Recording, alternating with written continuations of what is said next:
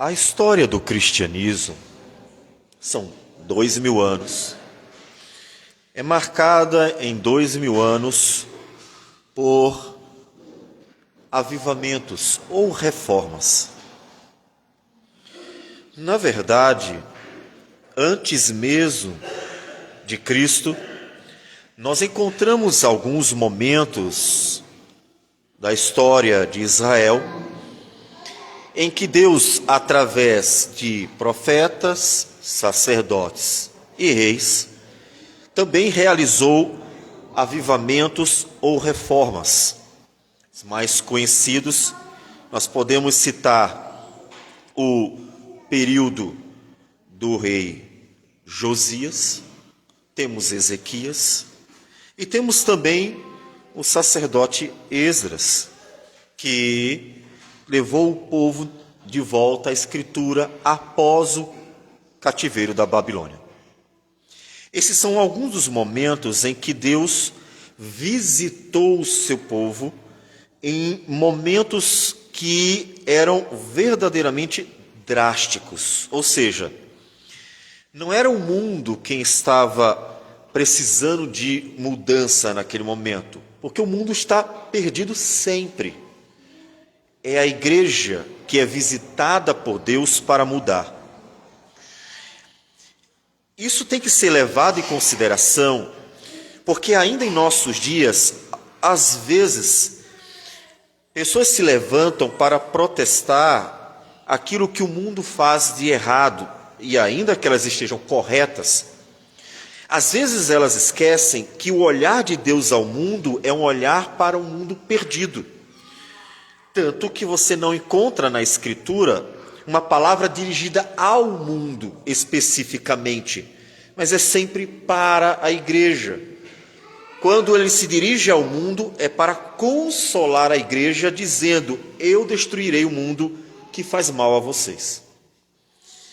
Então, o olhar é o olhar de Deus para a igreja, e que quando percebe ou quando vê que ela não está vivendo no centro da vontade do Senhor, ou seja, segundo a palavra, Deus então visita.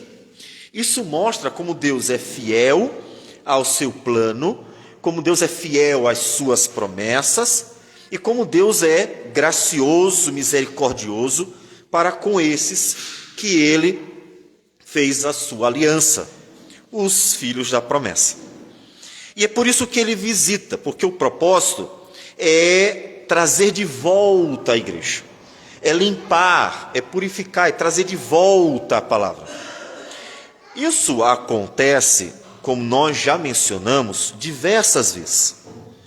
Na história do cristianismo também, homens de Deus foram levantados, pregadores da palavra do Senhor, que foram instrumento de Deus para dizer não ao mundo que o mundo é injusto, que o mundo é mau, que o mundo peca, que o mundo erra, porque, de fato, isso sempre acontecerá. A pregação do Evangelho constantemente, portanto, feita, já é esse chamado de Deus ao mundo para que aqueles que forem tocados pela palavra e pelo Espírito venham a fazer parte da igreja do Senhor Jesus. Mas o avivamento são aqueles momentos em que Deus usa sua palavra, que opera pelo Espírito Santo, para trazer esse despertar da igreja. E a reforma protestante é um dos momentos, com certeza um grande momento, que trouxe de volta a cristandade para o caminho do Senhor. Porque ela estava se perdendo na política eclesiástica, que costuma ser um instrumento para a perdição da igreja, porque é a liderança, e estava se perdendo na doutrina decorrente desse mau governo da liderança, se perdendo na palavra do Senhor, vendendo na época, inclusive, a salvação, ou seja, negociando a salvação graciosa de Jesus, negociando com as pessoas. Por quê? A ambição, a avareza, desejo de aumentar o poder e a riqueza da instituição, a igreja visível. Então, Deus graciosamente trouxe de volta a sua igreja. E nós continuamos a jornada. São 500 anos. E nesses 500 anos, a igreja precisou ser chamada diversas vezes, e por isso nós temos pregadores que foram levantados no decurso desse tempo, trazendo cidades, trazendo países inteiros à Escritura, fazendo a igreja refletir a sua verdadeira identidade e o seu modo de viver, como Jesus fez. Podemos dizer, então, que o maior avivamento de todos, ou a maior reforma de todas, na verdade, não foi aquela de 500 anos atrás, mas a que o próprio Jesus trouxe para nós. E nós veremos hoje o chamado de Cristo a isso. Porque quando o Senhor Jesus chegou, a igreja, que é o Israel visível, é a igreja visível, os judeus daquela época, era a igreja visível do Senhor, estava exatamente nesse mesmo mau caminho, e que Jesus, por 3 anos, protestou, tanto que Jesus enfrentou governante Pôncio Pilatos, Jesus enfrentou rei Herodes, Jesus enfrentou até o império em certa medida, porque ele demonstrou clareza em sua oposição aos pecados de Roma. Jesus protestou principalmente a liderança político-religiosa dos judeus, que é o Sinédrio. Jesus protestou as falsas doutrinas ou a má vivência das doutrinas, como, por exemplo, os fariseus e os saduceus. Jesus protestou tudo o que tinha que protestar para levar a sua igreja ao caminho, de volta ao caminho. Tanto que Atos dos Apóstolos nada mais, nada menos é do que uma igreja que está nova. Porque, claro, não somente Jesus pregou, mas realizou a própria obra da justificação.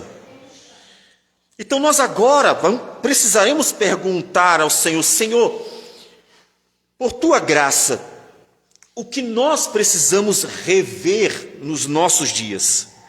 Já que o Senhor, tantas vezes na história de Tua igreja, Antigo e Novo Testamento, levantou homens para protestar a corrupção da igreja, o desvio dela, e levá-la de volta ao caminho do Senhor para o seu próprio bem. Então, o que o Senhor quer de nós hoje? E nós veremos um texto que é continuação da exposição dos evangelhos. Nós já fizemos textos anteriores e vamos continuar num bloco que ele é grande, não vamos, portanto, expor detalhadamente, mas queremos pegar a ideia dele, porque ele tem uma ideia inteira. Ele foi escrito ou foi reunido de forma proposital, que é o capítulo 12 de Lucas até o capítulo 13, versículo 9. Por isso nós lemos, na leitura alternada de hoje, Lucas 12, de 1 a 12, e pulamos para Lucas 13, de 1 a 9.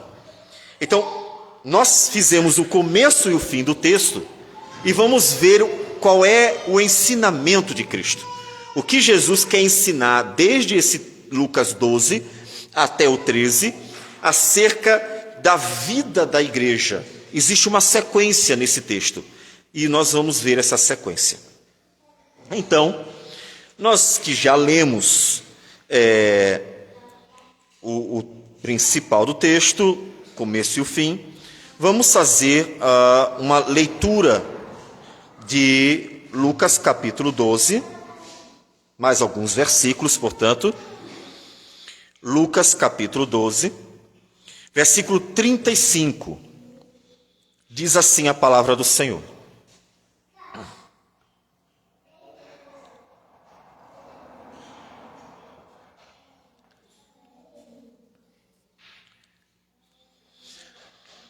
Cingido esteja o vosso corpo e acesas as vossas candeias. Sede vós semelhantes a homens que esperam pelo seu Senhor, ao voltar ele das festas de casamento, para que quando vier e bater à porta, logo lhe abram. Bem-aventurados aqueles servos a quem o Senhor, quando vier, os encontre vigilantes. Em verdade vos afirmo que ele há de cingir-se, dar-lhes lugar à mesa, e aproximando-se, os servirá. Quer ele venha na segunda vigília, quer na terceira, bem-aventurados serão eles, se assim os achar. Sabei, porém, isto: se o pai de família soubesse a que hora havia de vir o ladrão, vigiaria e não deixaria arrombar a sua casa. Ficai também vós apercebidos, porque à hora em que não cuidais, o Filho do Homem virá. Então Pedro perguntou: Senhor, proferes esta parábola para nós ou também para todos? Disse o Senhor: quem é, pois, o mordomo fiel e prudente, a quem o Senhor confiará os seus conservos para dar-lhes o sustento a seu tempo? Bem-aventurado aquele servo a quem seu Senhor, quando vier, achar fazendo assim. Verdadeiramente vos digo que lhe confiará todos os seus bens. Mas, se aquele servo disser consigo mesmo: meu senhor tarda em vir, e passar a espancar os criados e as criadas, a comer e a beber e a embriagar-se, virá o senhor daquele servo em dia em que não o espera, e em hora que não sabe, e castigá-lo-á, lançando-lhe a sorte com os infiéis. Aquele servo, porém, que conheceu a vontade do seu senhor, e não se aprontou, nem fez segundo a sua vontade, será punido com muitos açoites. Aquele, porém, que não soube a vontade de seu senhor, e fez coisas dignas de reprovação, levará poucos açoites. Mas àquele a quem muito foi dado, muito lhe será exigido, e àquele a quem muito se confia, muito mais lhe pedirão. Amém. Senhor Deus amado, a tua palavra é o teu poder para a salvação. É por meio dela que somos transformados de glória em glória à imagem de Cristo pelo Espírito Santo. Por meio dela que vidas se convertem, pois o Espírito a quebranta e aplica ao coração a tua palavra. E portanto, ó Deus, é por meio dela que também somos consolados, confortados, para continuarmos a jornada cristã que o Senhor nos confiou. Dá-nos graça para entender a tua palavra e aplicar à nossa vida. Opera com teu poder, é o que nós te pedimos. Em nome do Senhor Jesus. Amém, Senhor. Amém. Pois bem, como nós falamos, o texto está inteiro. Nós poderíamos fazer a exposição de Lucas 12, de 1 a 12 apenas? Sim. De 13, versículo 13, de 1 a 21? Também. Poderíamos separar em blocos menores e fazer a exposição apenas daquela ideia que está ali. Todavia, é nosso interesse fazer a ideia daquilo que ele quer transmitir no todo. Porque mesmo que cada pedacinho aqui possa ser exposto separadamente, porque tem também uma certa ideia completa, faz parte de um todo. Em hipótese alguma, poderíamos ignorar que capítulo 12 até 13, versículo 9, são uma unidade. Todos esses textos, todas essas palavras de Jesus estão seguindo um fluxo que o Senhor Jesus propositadamente cria, ou junto aqui, pensando no autor que é Lucas, a palavra de Deus cria para nos conduzir de um ponto de partida, que é a realidade, até um propósito. Então, nós queremos ver o texto inteiro. Primeiro, é o ponto de partida. O que é que Jesus encontra? Observe capítulo 12, vamos fazer leituras de versículos e vocês fiquem acompanhando para que consigam compreender melhor. Capítulo 12, diz que, posto que miríades de pessoas se aglomeraram, a ponto de uns aos outros se atropelarem, passou Jesus a dizer, antes de tudo, a seus discípulos: acautelai-vos do fermento dos fariseus, que é a hipocrisia. Então, Jesus viu uma multidão, muita gente mesmo, miríades de pessoas. Então, diante disso, ele começou a ensinar algo que não só dizia respeito aos discípulos, mas a todos. Na verdade, ele está pegando o ponto de partida. Qual é o ponto de partida? Acautelai-vos do fermento dos fariseus, que é a hipocrisia. O ponto de partida é que Jesus está olhando a realidade. O que é a realidade? É uma igreja vivendo com hipocrisia. Porque os fariseus, que eram, naquele período, o grupo principal, estavam dominando a igreja visível a ponto de marginalizar uns e priorizar outros. O Senhor Jesus, em Mateus 23, ele tece uma série de críticas duras contra os fariseus por causa que eles estavam conduzindo as pessoas não para a salvação, mas para a perdição. Tanto que em Mateus 23, em um dos momentos, o Senhor Jesus diz, versículo 13: ai de vós, escribas e fariseus, hipócritas, porque fechais o reino dos céus diante dos homens, pois vós não entrais, nem deixais entrar os que estão entrando. Ai de vós, escribas e fariseus hipócritas, porque devorais as casas das viúvas, e para justificar fazeis longas orações, por isso sofrereis juízo muito mais severo. Ai de vós, escribas e fariseus hipócritas, porque rodeais o mar e a terra para fazer um prosélito, e uma vez feito, o tornais filho do inferno 2 vezes mais do que vós. Então observe que Jesus, ele tem uma visão da sua realidade. E a visão que ele tem da sua realidade, para fazermos um paralelo, é semelhante à realidade dos dias de Josias, semelhante à realidade dos dias de Lutero, que viram no povo, pensando em igreja, não no mundo ao redor, olhando para a igreja. Afinal, Lutero protestou os erros da igreja, não do mundo. Então, viram na igreja exatamente o mesmo problema. A igreja perdida por seus próprios caminhos, criados pela sua própria imaginação. Então, Jesus está vendo um problema. E Jesus pega a partir desse problema e ensina a multidão quão sério é o problema e o que Deus quer. Então, Jesus vai mostrar o problema, Jesus vai mostrar a solução, e Jesus vai mostrar que se não houver mudança, ele vai mostrar o juízo. O texto, então, é bem parecido com a mensagem dos profetas do Antigo Testamento. O texto é parecido com os profetas do Antigo Testamento, porque ele fala do pecado do povo, ele fala do chamado ao arrependimento, ele fala do juízo de Deus para quem não se arrepender, mas também das bênçãos de Deus para aqueles que recebem a palavra do Senhor. Qual é o problema? A igreja está perdida. Perdida em quê? Em hipocrisia. A igreja está perdida em quê? Em suas tradições, como o Senhor Jesus vai reclamar as tradições dos fariseus diversas vezes. Está perdida em quê? Está perdida em não estar salvando vidas, antes fazendo delas 2 vezes mais filhas do inferno. A igreja estava perdida. Perdida porque ela deixou de olhar para o Senhor. E Jesus reconduz o pessoal, reconduz as pessoas para o Senhor, para que eles possam seguir em frente. Observe que para isso eles precisariam ser corajosos.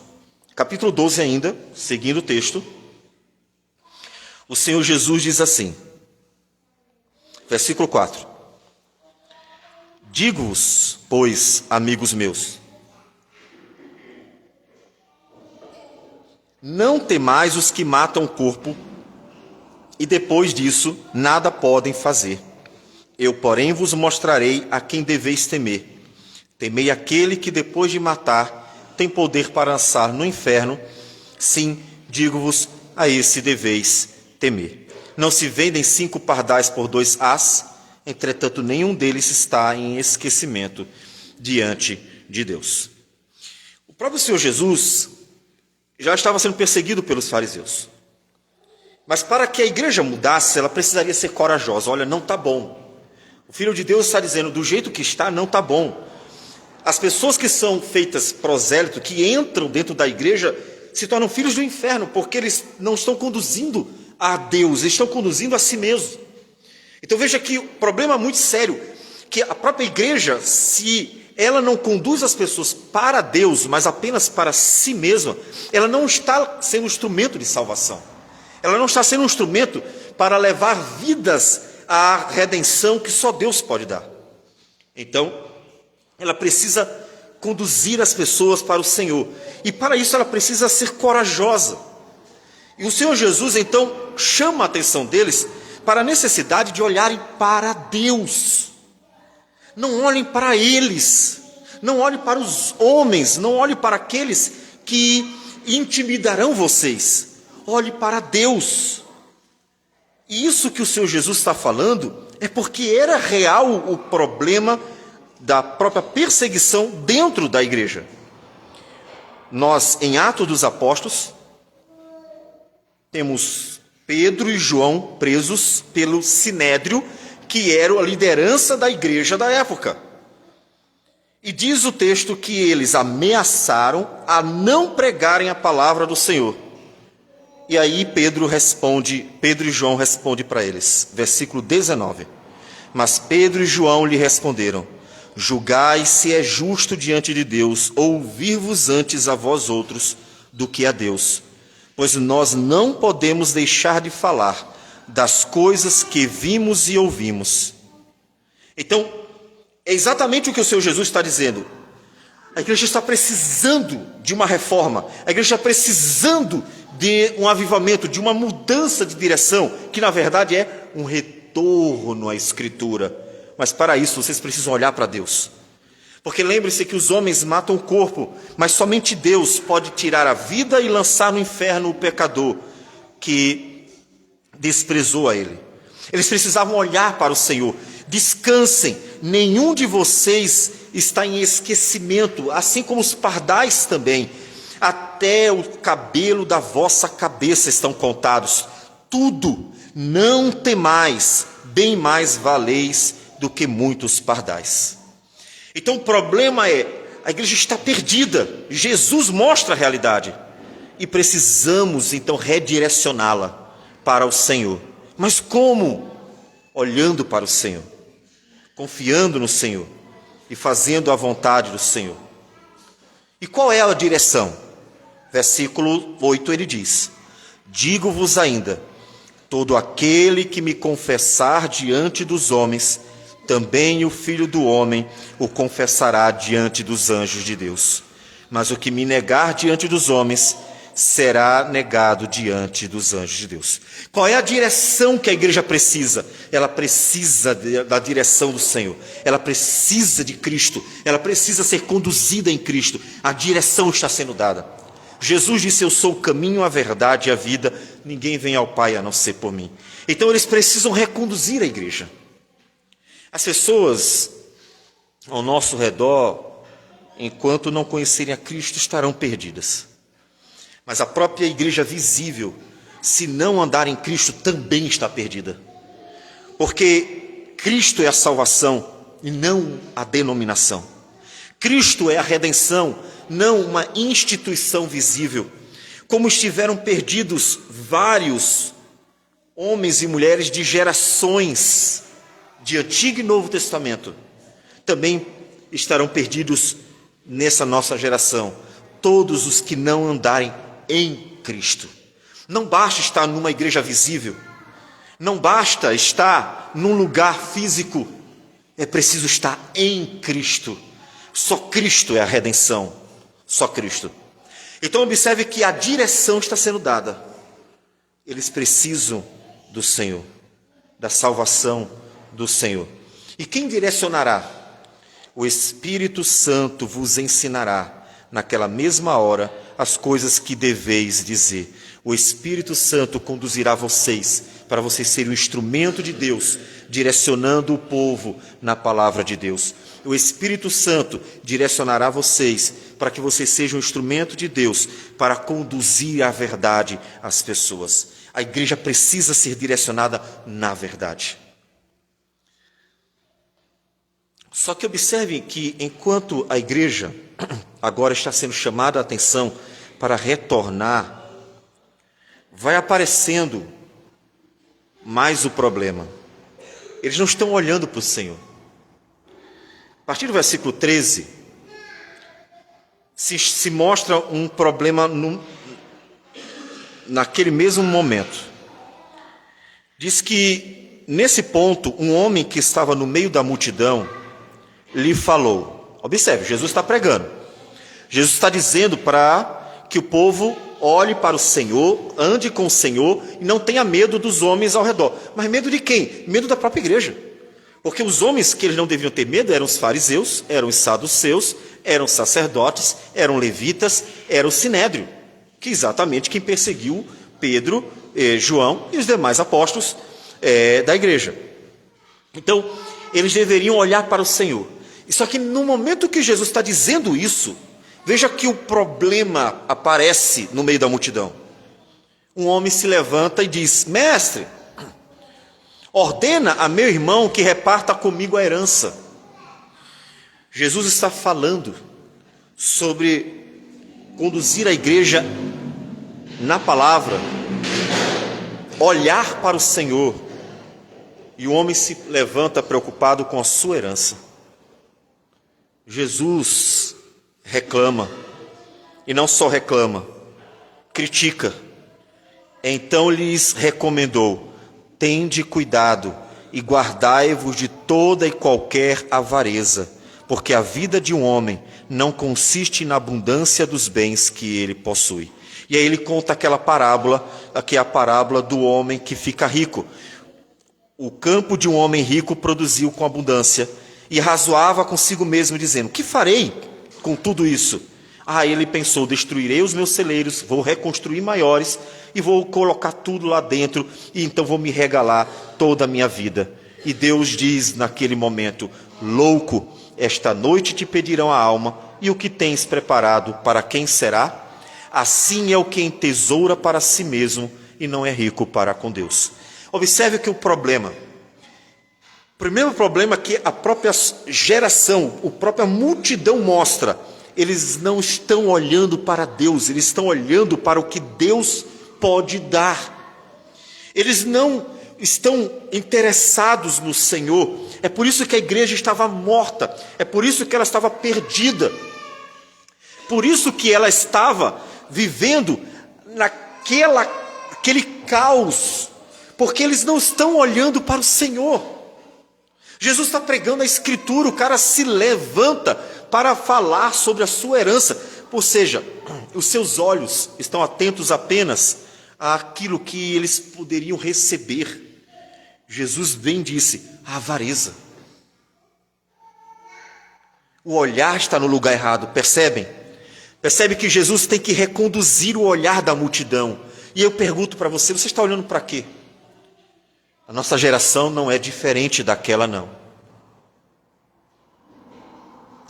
Por que entidades religiosas de nossos dias que defendem, propagam, vivenciam a teologia da prosperidade, que vendem vassouras ungidas, que vendem produtos variados, ungidos, prometendo cura, prometendo prosperidade, prometendo bonança e assim por diante? Porque elas estão cheias. Porque as pessoas vão para esses lugares que prometem riquezas, que prometem que se você der 1.000, vai sair com 10.000, e vai ter no seu apartamento de 100.000, e assim por diante. Por causa da avareza. Porque as pessoas, do mesmo modo que aquela geração, estão fazendo da religião um meio de ser abençoados por Deus. A igreja, no final das contas, está se tornando semelhante aos dias do catolicismo romano, porque nos dias da reforma, quando Lutero protestou a venda de indulgências, ele estava protestando a negociação, o fazer da salvação um instrumento de negociação. Os olhos das pessoas estavam no lugar errado. E ainda que hoje ainda é pior, porque naqueles dias eles estavam querendo comprar salvação, um erro. Hoje nem isso eles querem comprar, eles querem comprar apenas o carro novo, a casa nova, por meio da igreja.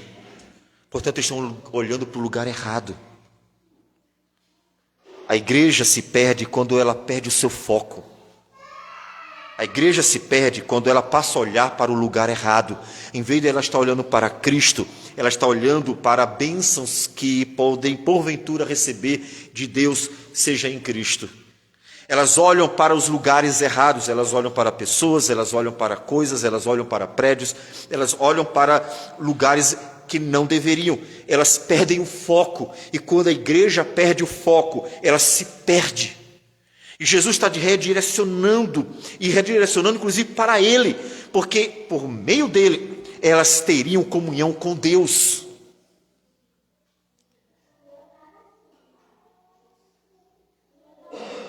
Por isso que a partir do versículo 22, Jesus continua ainda. A partir do versículo 22, o Senhor Jesus toca no assunto mais abrangente, a ansiedade frente às necessidades. Versículo 22 diz: a seguir dirigiu-se Jesus a seus discípulos, dizendo: por isso eu vos advirto, não andeis ansiosos pela vossa vida, quanto ao que haveis de comer, nem pelo vosso corpo, quanto ao que haveis de vestir. Porque a vida é mais do que o alimento, e o corpo mais do que as vestes. E aí, andando mais para frente, ele diz assim: porque os gentios de todo o mundo é que procuram estas coisas, mas vosso Pai sabe que necessitais delas. Buscai antes de tudo o seu reino, e estas coisas vos serão acrescentadas. Vocês estão preocupados apenas com as suas necessidades. É por isso que vocês se perderam. Vocês estão apenas preocupados com aquilo que vocês precisam no dia a dia. E por isso esquecem que o próprio Deus sabe que vocês precisam. Eles se tornaram presas fáceis. Quando o homem se torna semelhante ao animal, olha apenas para suas necessidades instintivas, ou seja, para o fato de que ele precisa de algumas coisas para viver, como a comida, ele se torna vulnerável nas mãos daqueles que querem dominar sobre o homem. E foi o que aconteceu com eles. Eles se tornaram vulneráveis porque eles perderam o foco que deveria estar no Senhor. Eles não amavam a Deus de todo o coração, eles não queriam Deus de todo o coração, eles não queriam viver com o Senhor de todo o coração, eles queriam que Deus abençoasse eles. E vocês lembram que nós já lemos algumas vezes, quando João 6, Jesus multiplicou os pães e os peixes, e a multidão corre atrás de Jesus no outro dia, e então pergunta por Jesus, e Jesus diz assim: vocês só vieram atrás de mim por causa do pão que vocês comeram, por causa do pão que vocês se fartarem. Vós me procurais não porque vistes sinais, mas porque comestes dos pães e vos fartastes. Trabalhai não pela comida que perece, mas pela que subsiste para a vida eterna, a qual o Filho do Homem vos dará, porque Deus o Pai o confirmou com o seu selo. Vocês estão vivendo essa vida medíocre religiosa porque vocês perderam o foco. Vocês não amam a Deus, vocês não vivem para a glória de Deus. Vocês só estão preocupados com suas necessidades. Vocês se tornaram vulneráveis.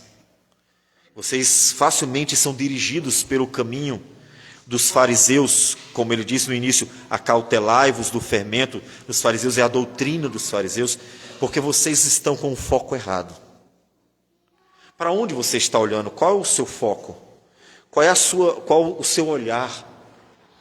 O cristianismo de nossos dias, por causa dessa preocupação das pessoas apenas consigo mesmo, também se perdeu por caminhos da teologia da prosperidade, preocupado apenas com as suas necessidades. É claro que elas existem, em nenhum momento podemos dizer que elas não existem, Em nenhum momento podemos dizer que o Senhor está ignorando nossas necessidades, mas Ele está dizendo, mas vocês estão olhando para o lugar errado, vocês estão focando no lugar errado, vocês estão focando naquilo que vocês precisam ou querem, de forma mais instintiva, mas vocês não estão focando no Deus da salvação, vocês não estão focando no Senhor, vocês não amam Deus, vocês amam a si mesmo.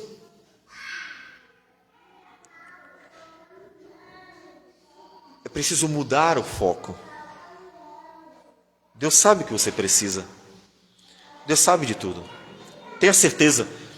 Deus nos sustenta todos os dias com tudo que a gente precisa. Ele prometeu cuidar de nós e Ele é fiel. Deus é fiel às suas promessas. Deus é gracioso. Deus jamais abandona os que esperam por Ele. Passar por problemas, sim. Todos os servos de Deus passaram por problemas, todos foram perseguidos, todos foram maltratados. Isso não espere diferente. Jesus disse, no mundo passais por aflições, mas tenham bom ânimo, eu venci o mundo. Isso vai acontecer, mas as necessidades, Deus cuida de nós. Ele prometeu, descanse, buscai antes de tudo o seu reino e estas coisas vos serão acrescentadas. Foco, pequeninos, foco, porque onde está o vosso tesouro, ali estará também o vosso coração. Qual o seu foco? Para quem você está olhando? Qual o seu propósito de vida? Qual o seu objetivo? Qual o seu foco em sua vida?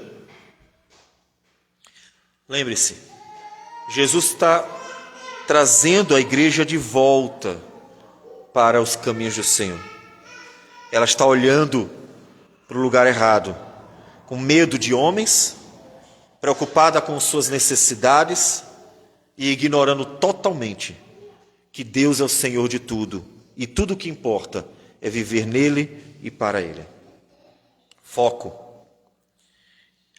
A partir do versículo 35, Jesus muda o foco deles. Jesus redireciona o foco deles.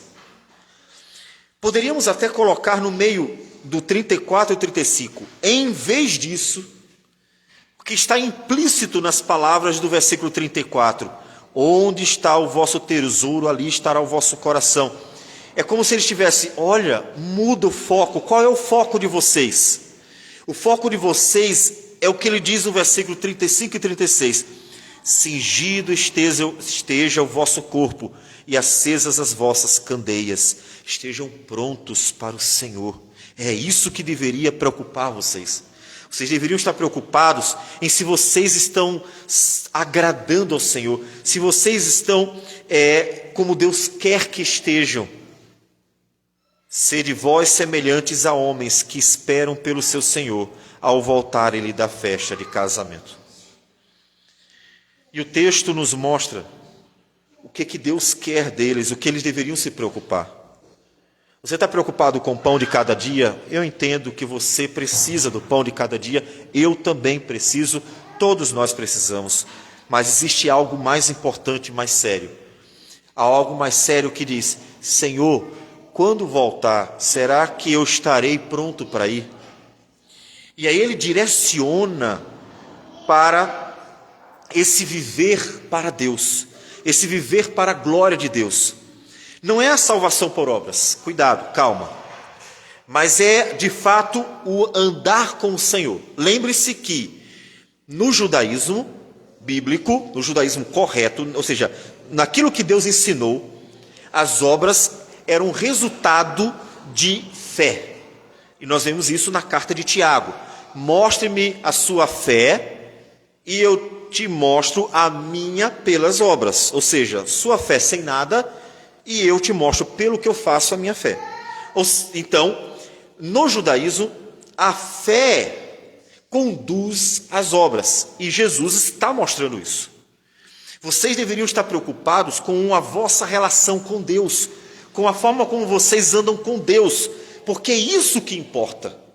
Isso é que é importante, vocês viverem para o Senhor. E ele, inclusive, cita 4 situações diferentes, no versículo 23, 43 até o 48. 4 situações: um servo fiel, um servo infiel, que ele inclusive compara com qualquer outro infiel, mas ele chama de servo também, porque está dentro da igreja visível. Ele chama mais dois servos, mais duas situações, um servo que sabia o que devia fazer e não fez, e o servo que não sabia e também não fez. São 4 situações e apenas uma delas é a ideal. Qual é a ideal? Bem-aventurado aquele servo, a quem o Senhor, quando vier, achar fazendo assim. Assim o quê? Vivendo para a glória de Deus. Vivendo para a glória de Deus. Essa deveria ter toda a nossa preocupação. Qual é a primeira pergunta do catecismo? Qual é o fim do homem? Qual é o nosso propósito, a nossa finalidade? É glorificar a Deus e se alegrar nele para sempre. É isso que Jesus está dizendo. Vocês não estão preocupados com isso. Vocês não estão preocupados com aquilo que é o coração da vida de vocês. Vocês não estão preocupados em viver para a glória de Deus e se alegrar em Deus para sempre. Vocês estão preocupados com outras coisas. E porque vocês estão preocupados com outras coisas, o foco de vocês por estar em outras coisas, vocês estão perdidos. E estão tão perdidos que nem se dão conta que estão perdidos. Observe que ele está se dirigindo para a igreja, dizendo que a igreja está perdida e não se dá conta que está perdida. Isso é a pior situação que tem. Porque se você disser para o mundo, hoje, se você pregar para uma pessoa lá fora, marginalizada, uma pessoa que está numa situação bem, vamos dizer assim, mundana, não que haja tanta diferença ou que haja alguma diferença entre pecadores e pecadores, mas alguém que está numa situação visivelmente bem perdida. E se você falar de Cristo, da salvação, essa pessoa tem a consciência que está perdida. Ela sabe que está perdida. Ela não vai dizer, não, mas eu estou bem, eu vou para o céu, eu estou tudo certo, eu estou andando com o Senhor. Ela não vai dizer isso. Ela sabe que está perdida. Ela pode não se entregar, render, reconhecer a necessidade de Cristo e, portanto, começar uma nova vida, mas ela reconhece que está perdida, porque a vida dela é muito nítida. Ela está perdida. Mas uma igreja perdida não reconhece que está perdida. Cristãos, entre aspas, perdidos não reconhecem que estão perdidos. Esse é o problema. Eles estavam perdidos, mas nenhum deles reconhecia que estava perdido. E aí, nós temos a parábola que o Senhor Jesus contou do fariseu e o publicano. Ambos fazem parte da igreja visível. Só que o fariseu é o homem que aparentemente está tudo bem, só que também está perdido, e ele não consegue ver. 2 homens se levantam para orar. Então, diz que o fariseu orava de pé, de si para si mesmo, dizendo: ó Deus, graças te dou, porque não sou como os demais homens, roubadores, injustos e adúlteros, nem ainda como este publicano. Jejuo 2 vezes por semana e dou o dízimo de tudo quanto ganho. Veja, ele é a igreja visível. Ele olhou para si mesmo e está tudo bem. O publicano tinha consciência de sua miséria e não ousava nem levantar os olhos aos céus, batia apenas no peito e dizia: Deus, tem misericórdia de mim, Deus, tem misericórdia de mim, porque para ele era nítido que ele era indigno da graça de Deus, ele era indigno da bondade de Deus. Só que Jesus diz: ele foi justificado para casa, e não o outro, porque o que se exalta será humilhado, e o que se humilha será exaltado. O fariseu era a igreja visível, mas estava perdido, e não reconhecia isso. Portanto, observe que é mais sutil e, portanto, perigoso o cristão perdido do que o mundo perdido.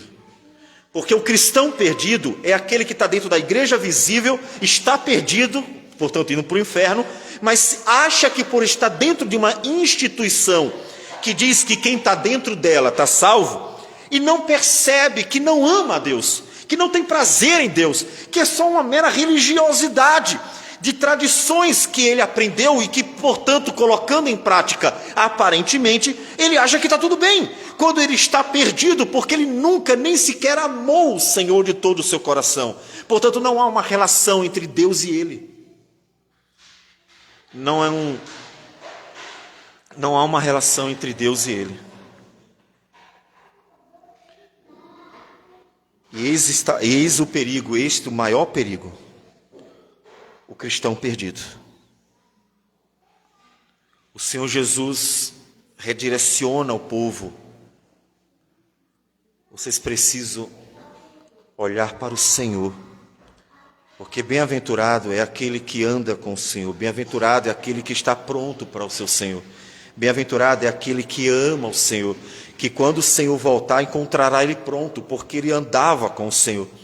Você não espere que no último dia você vai estar pronto, porque você sabe que vai ser naquele dia e vai se aprontar, como alguém que diz assim: eu queria tanto saber a hora e o dia, porque eu quero estar pronto naquele dia.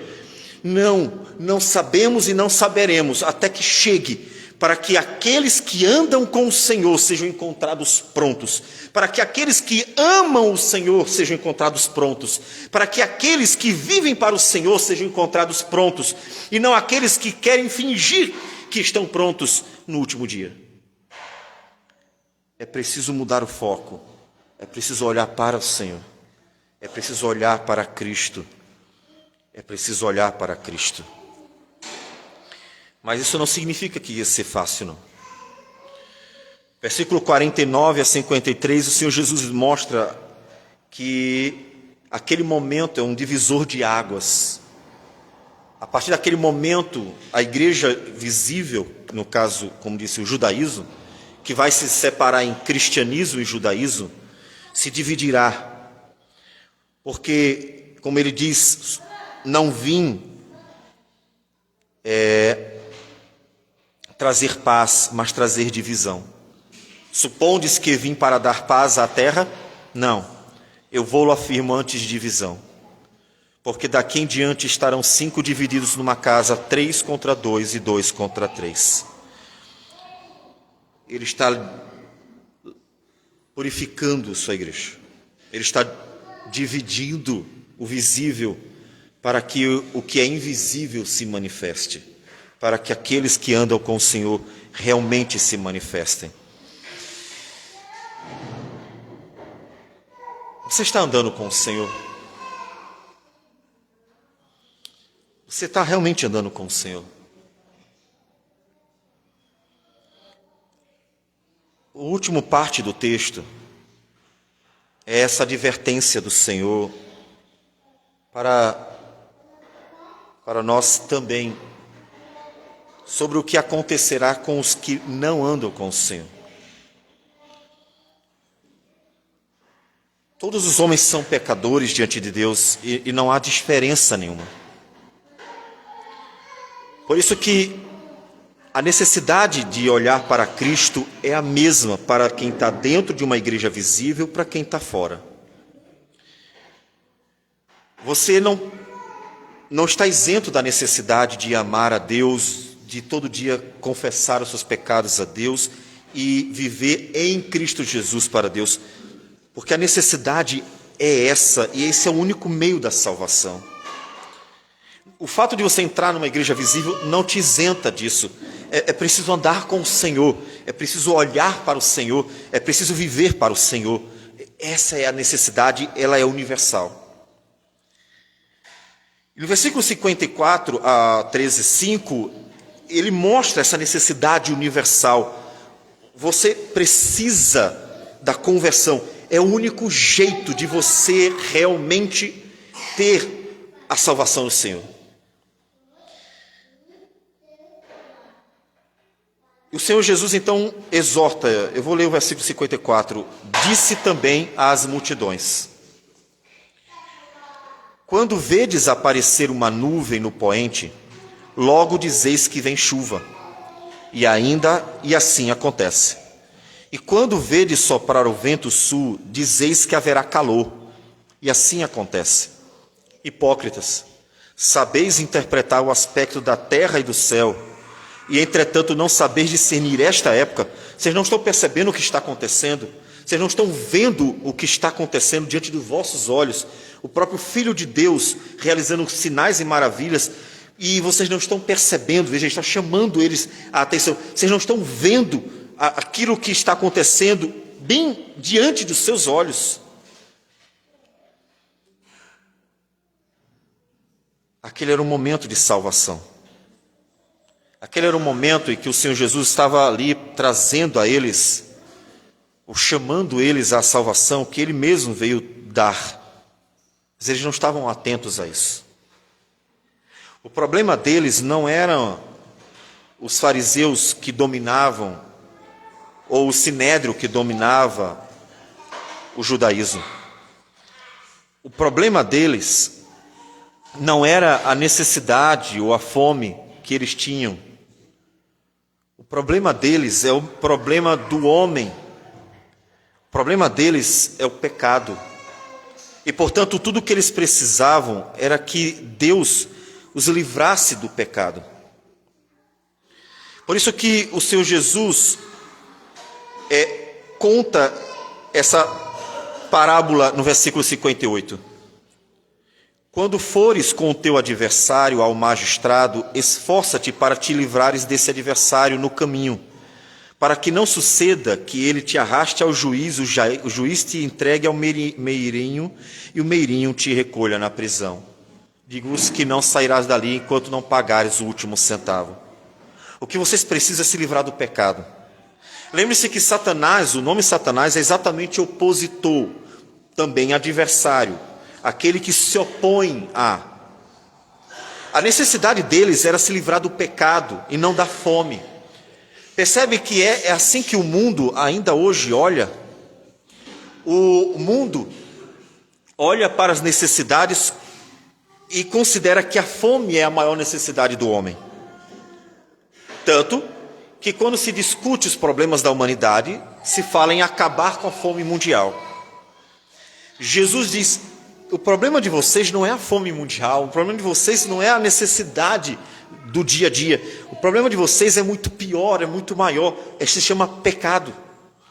O problema de vocês só Deus pode resolver, e vocês, portanto, precisam se preocupar com isso, porque vocês não são melhores do que os outros. O problema é que no judaísmo ele se achava superior ao mundo gentílico, e por causa dessa religiosidade, considerava que podiam julgar os outros de cima para baixo, como se eles mesmos não tivessem naquela condição de pecadores diante de Deus. E aí vem o capítulo 13, de 1 a 5, quando Jesus diz: vocês pensam que aqueles que Pilatos misturou sangue com o sacrifício, ou os que morreram, os 18 que morreram, por causa que a torre de Siloé desabou e matou eles, vocês pensam que eles eram mais pecadores do que vocês? Eles não eram mais pecadores do que vocês. Vocês são tão pecadores quanto eles. Por isso, eu vou-lo afirmo, se não vos arrependerdes, todos igualmente perecereis. Percebe então que o Senhor Jesus está conduzindo o povo para aquilo que era a realidade. A realidade do povo é que o povo precisava viver o arrependimento, precisava viver a nova vida, porque a religiosidade deles não iria salvar eles. A preocupação deles, que deveria ser em andar com Deus e, portanto, ter uma vida com Deus, eles não estavam tendo. E por isso que a igreja estava perdida. A nossa preocupação sempre será em andarmos com Deus, em vivermos para a glória de Deus, não como se dependesse de nós a salvação, mas na confiança em Cristo, o mostrar os frutos da obra de Cristo em nós, porque o fruto do Espírito é o amor, alegria, paz, bondade, benignidade e assim por diante. Portanto, viver a vida com o Senhor é ter os frutos da obra do Senhor em nossa vida. A conclusão de Cristo é o versículo 6 a 9 do capítulo 13. A conclusão de Cristo É Jesus anunciando algo que estava para acontecer. A queda de Jerusalém é o juízo de Deus sobre a sua própria igreja. Jerusalém, Jerusalém, que matas os profetas e apedreja todos que te foram enviados. Quantas vezes quis vos reunir, como a galinha faz com seus pintinhos. E então Jesus, em Mateus capítulo 23, anuncia, como nós falamos, o juízo divino sobre a igreja visível daqueles dias. Eis que a vossa casa ficará deserta. Lucas 13, é exatamente o final dele, versículos 6 a 9, é o anúncio disso. A igreja visível daqueles dias estava tendo sua última chance. O judaísmo estava tendo sua última chance. Teria a oportunidade de se converter. Observe que o cristianismo que sai do judaísmo é a conversão de judeus, é a verdadeira conversão de judeus. E são esses que são salvos. Os que não se converteram sucumbem junto com Jerusalém, que caem no ano de 70. Não que eles tenham todos morrido, mas o judaísmo se acaba. Ou seja, o juízo de Deus vem sobre a igreja visível daqueles dias, ao mesmo tempo que virá uma renovação, ou um avivamento, ou uma reforma, que é exatamente o cristianismo a partir de Pentecoste, a conversão dos judeus. Mas observe então o texto que nós até já lemos, mas vamos ver as palavras do Senhor Jesus. Ele diz assim: então Jesus proferiu a seguinte parábola. Certo homem tinha uma figueira plantada na sua vinha, e vindo procurar fruto nela, não achou. Ele não achou fruto na igreja. Pelo que disse ao viticultor: há 3 anos venho procurar fruto nesta figueira. Não é por acaso que são 3 anos. O ministério de Jesus são 3 anos. Jesus passou 3 anos pregando a palavra de Deus. Não encontrou frutos na figueira. E não acho. Podes cortá-la, para que está ela ainda ocupando inutilmente a terra? Corta. Tira essa figueira. 3 anos olhando se ela vai dar fruto, ela não dá fruto. Corta. É uma referência à destruição dos judeus, à destruição de Jerusalém, a queda de Jerusalém, o fim do judaísmo, porque não deu fruto. O Senhor passou 3 anos procurando fruto e não encontrou. 3 anos de ministério de Jesus. Mas ela teve uma última chance antes de sua queda. Pois ele diz: ele, porém, respondeu: Senhor, deixa ainda este ano, até que eu escave ao redor dela e lhe ponha estrume. Se vier a dar fruto, bem está, se não, mandarás cortá-la.